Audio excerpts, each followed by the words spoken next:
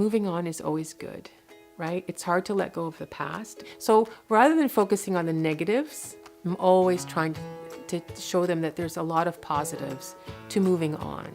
There's a lot of fear in that with people. Things like, what do I do with all my stuff?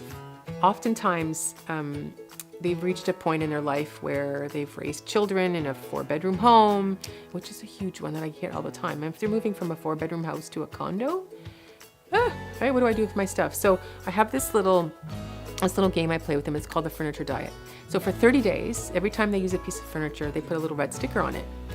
So after 30 days, it's a real visual for them on what they actually use, right? Because we use the kitchen, the bedroom, and maybe a TV room.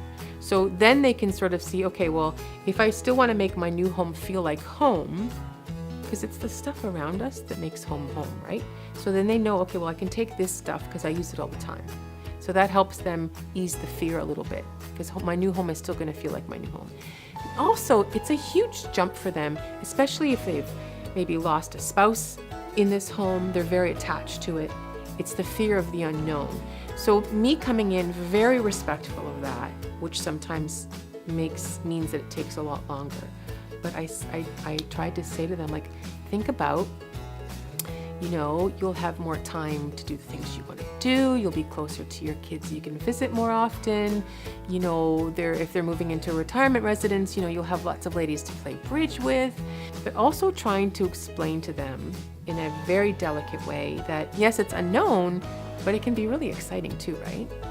For everyone, especially seniors. So it's just, again, and by being there the entire time, I've got people that can come in and pack your home, move you, and then unpack and set it up for you. So when you move in, everything's done.